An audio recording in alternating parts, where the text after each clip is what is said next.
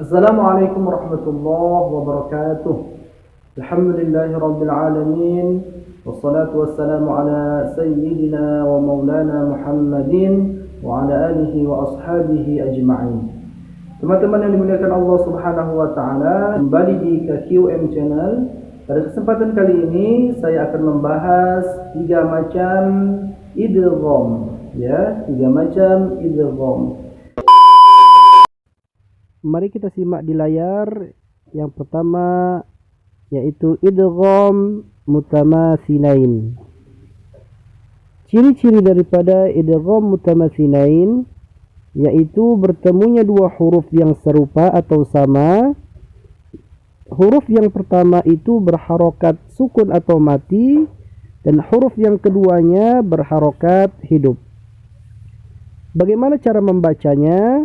Kita perhatikan contoh berikut. Pada contoh ada kata di situ idrib bi'asaka. Idrib bi'asaka. Nah, di situ ada berjumpa dua huruf yang sama, yaitu huruf ba. Huruf ba yang pertama berharokat sukun, sedangkan huruf ba yang kedua berharokat kasrah. Kita lihat cara membacanya, ya. Idrib bi'asaka sama dengan, nah ini cara membacanya. Idrib bi'asaka, ya. Jadi ba yang pertama itu ba yang sukun, ba yang mati. Ketika kita membacanya maka ba itu dibuang. Ba yang sukun, ya, dibuang. Kemudian mentasydidkan ba yang kedua, ya, mentasydidkan ba yang berharokat kasrah. Jadi ba yang pertama sekali lagi dibuang, ba yang kedua kita tambahkan tasydid.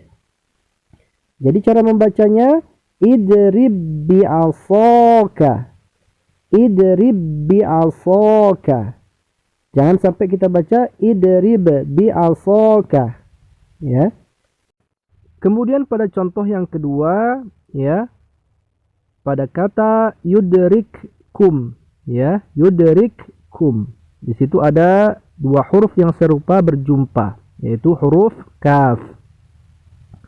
Huruf kaf yang pertama kita lihat berbaris sukun, dan kaf yang kedua berbaris dhammah. Maka cara membacanya dihilangkan kaf yang sukun, kemudian tambahkan tasydid pada kaf yang berbaris dhammah. Yudrikkum sama dengan, ya, cara membacanya yudrikkum, ya. Jangan sampai kita baca yudrikkum, karena huruf kaf yang sukun tadi sudah kita buang. Kemudian contoh yang ketiga juga sama, ya. Pada kata robihat tijaratuhum.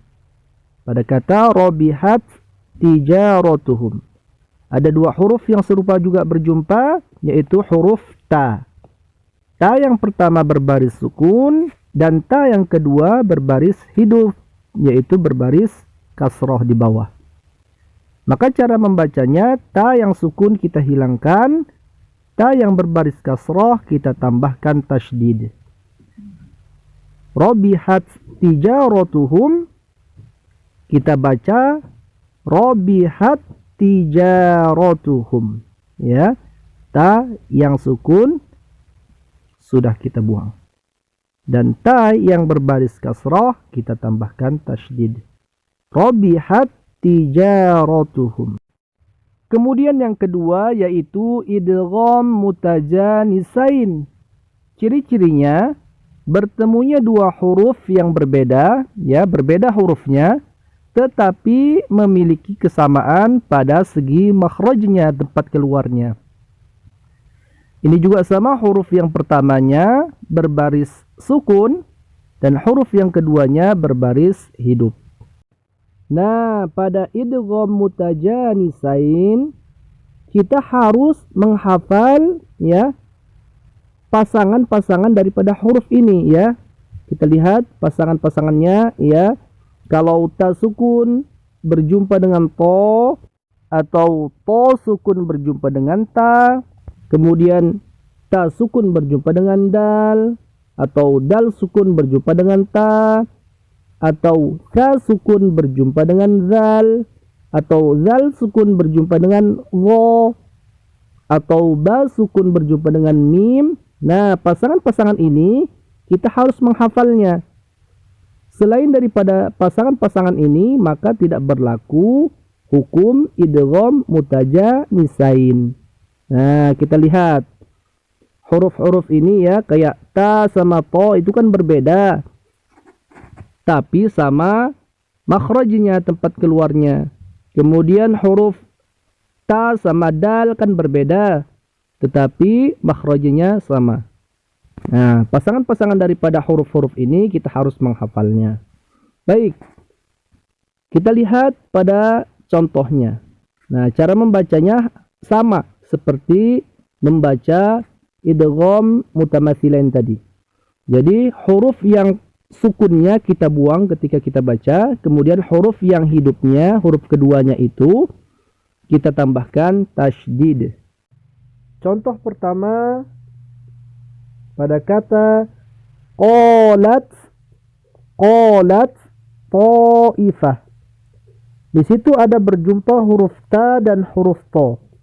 Huruf ta-nya berbaris sukun dan huruf to-nya berbaris fathah. Cara membacanya, hilangkan huruf ta sukunnya, kemudian tambahkan tasydid pada huruf to-nya. Cara membacanya, qalat ta'ifah. Qalat ta'ifah. Langsung masuk ke huruf to. Ya, abaikan huruf ta sukunnya. Kemudian contoh yang kedua juga begitu. Pada kata qad tabayyana. Qad tabayyana. Di situ ada berjumpa huruf dal sukun dengan huruf ta yang hidup berbaris fathah di atas. Maka cara membacanya, hilangkan huruf dal sukunnya, tambahkan tasydid pada huruf ta-nya. Cara membacanya, qad tabayyana. Qad tabayyana. Kemudian pada kata yalhas zalika, ada huruf sa sukun berjumpa dengan huruf zal. Maka sa sukunnya diabaikan atau dibuang, tambahkan tasydid pada huruf zalnya. Maka kita membacanya yalhaz zalika. Yalhaz zalika, langsung masuk ke huruf zalnya.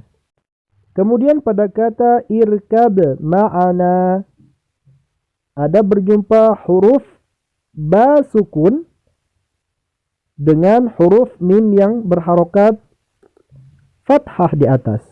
Maka cara membacanya, abaikan huruf ba sukunnya atau dibuang ba sukunnya dan tambahkan tasydid pada huruf mimnya. Sehingga ketika kita membaca irkam ma'ana, irkam ma'ana.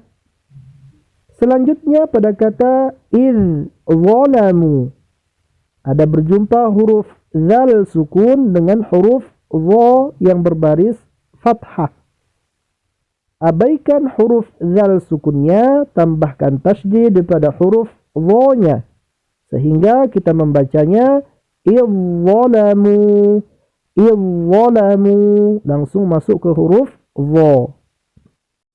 Lalu bagaimana dengan ayat yang ada pada surah Asy-Syams ini? Pada ayat ke-11 ya, kazzabat samudu. Apakah kazzabat samudu ini berlaku hukum idgham mutajanisain? Jawabannya adalah tidak. Karena tidak ada di dalam pasangan-pasangan huruf yang ada pada idgham mutajanisain huruf ta sukun berjumpa dengan huruf sa, ya. Maka cara membaca ayat ke-11 pada surah Asy-Syams ini tetap sebagaimana tertulis. Kazzabat samudu. Kazzabat samudu. Jangan sampai kita membacanya seperti kita membaca idgham mutajanisain. Jangan sampai kazzabat samudu. ya. Makanya agar kita tidak terkecoh dengan contoh-contoh semacam ini, perlunya kita menghafal pasangan-pasangan daripada huruf-huruf idgham mutajanisain. Kemudian yang terakhir idgham mutaqaribain. Ciri-cirinya bertemunya dua huruf yang hampir sama, ya, hampir sama makhraj dan sifatnya. Huruf yang pertama sama, ya, berharokat sukun, huruf yang pertamanya, kemudian huruf yang keduanya berharokat hidup. Nah, hurufnya di sini tengok pasangannya ada dua pasang. Kalau huruf qaf sukun berjumpa dengan huruf kaf, lalu huruf lam sukun berjumpa dengan huruf ro. Huruf qaf dan huruf kaf ini hampir sama makhraj dan sifatnya. Begitu juga dengan huruf lam dan ro, ini juga hampir sama makhraj dan sifatnya. Hampir sama. Nah, sekarang kita praktekkan cara membacanya. Contoh yang pertama, pada kata alam nakhluqukum, ya, berjumpa huruf qaf dan huruf kaf. Huruf qafnya sukun, mati, dan huruf kafnya berbaris dhammah. Membacanya, hilangkan huruf qaf yang sukun, tambahkan tasydid pada huruf kaf yang berbaris dhammah. Kita baca alam nakhluqukum, alam nakhluqukum, ya, langsung masuk ke huruf kaf. Begitu juga pada contoh yang kedua, ya, di situ ada berjumpa lam sukun dengan huruf ro.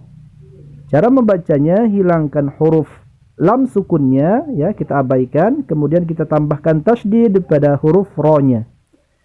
Perhatikan pada kata qul rabbi, qul rabbi. Nah, hilangkan lam sukunnya, tambahkan tasydid pada huruf ro-nya. Jadi qur rabbi, langsung masuk ke huruf ro. Qur rabbi. Semoga apa yang saya sampaikan pada kesempatan kali ini bisa menambah ilmu pengetahuan bagi saya pribadi dan umumnya kawan-kawan sekalian. Terima kasih. Subhanakallahumma wa bihamdika asyhadu an la ilaha illa anta astaghfiruka wa atubu ilaik. Assalamualaikum warahmatullahi wabarakatuh.